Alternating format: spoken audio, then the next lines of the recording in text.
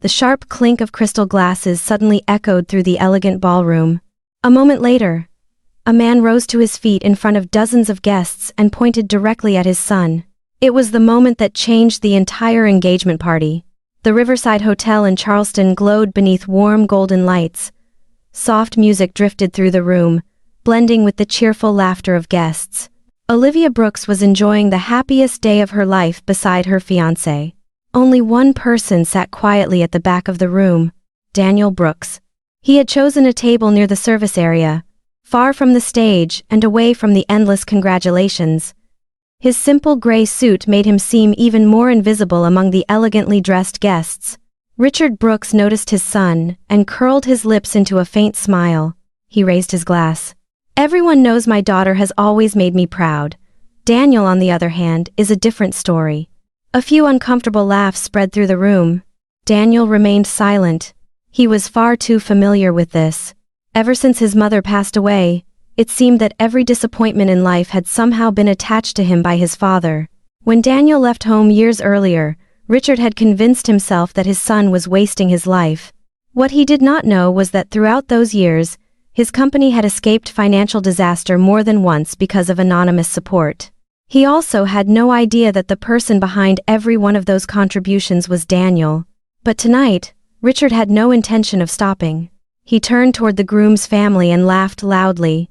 Some people are born to succeed, and some people only know how to disappoint their family. This time, the entire room fell silent. Olivia lowered her head slightly. Daniel stared down at the table. No one knew that within the next few minutes, a truth buried for years would force everyone in that room to see him in a completely different light. No one spoke after Richard's remark. The silence stretched on for several seconds, feeling almost endless. Then the large doors at the back of the ballroom suddenly opened. A middle-aged woman in a navy blue uniform walked inside. In her hands was a thick envelope sealed with great care. Several guests turned to look. The woman scanned the room before her eyes finally settled on Daniel. At last, I've found you. Daniel immediately rose from his chair. A flash of surprise crossed his face. Richard frowned. He stepped forward. Excuse me, who are you? The woman offered a polite smile. I am from the Children's Hope Foundation. We have just completed a special project, and I was asked to personally deliver a letter of appreciation to the person who made it possible. Richard shrugged. And what does that have to do with my son? The woman looked directly at him. Because that donor is Daniel Brooks. The entire ballroom froze. Richard laughed as if he had just heard something absurd. But the smile quickly disappeared when the woman opened the envelope. Inside were photographs. Children receiving treatment in hospitals. Families embracing one another through tears. New medical facilities that had recently been built.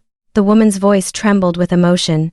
For the past 6 years, Daniel has quietly funded treatment costs for hundreds of children battling serious illnesses. He never once allowed us to make his name public. A wave of shocked gasps swept across the room. Olivia covered her mouth. Richard stood completely still. But the real shock was not over yet. The woman pulled out another file. Years ago, when your company was on the verge of bankruptcy, the funds that helped keep it alive were transferred through an anonymous foundation. She slowly turned toward Daniel. The founder of that foundation was him as well. This time, the entire room fell into complete silence. No one was looking at Daniel as the failure sitting at the back of the engagement party anymore. For the next few seconds, no one said a word. Even the music in the ballroom seemed to fade into the distance. Richard Brooks remained standing, his eyes fixed on the documents resting on the table. For the first time in many years, he looked at his son as though he were looking at a complete stranger. Not the son he had spent years criticizing. Not the man he had always believed was a failure. But someone who had quietly carried more responsibility than he had ever imagined possible. Olivia stepped forward. Tears streamed down her cheeks. You've been doing all of this the entire time? Daniel gave a small nod. He offered no further explanation, because he knew there were no words that could change the years that had already passed. Richard slowly drew a deep breath. The shoulders that had always seemed proud and unshakable now looked heavy with regret. He walked to the center of the ballroom.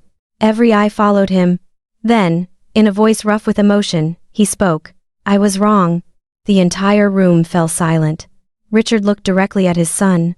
I judged you based on what I thought you were, instead of who you truly are. His voice trembled. I never asked what you had been through. I never tried to understand why you left. And that was the biggest mistake of my life. Daniel stood quietly. For years, he had longed to hear those words. But now, the feeling inside him was different. Calmer. Lighter.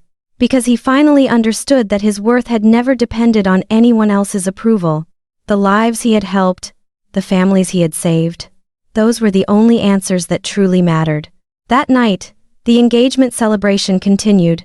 But what people remembered was not the speeches or the dancing. It was the moment a father finally learned to see the true value of his son.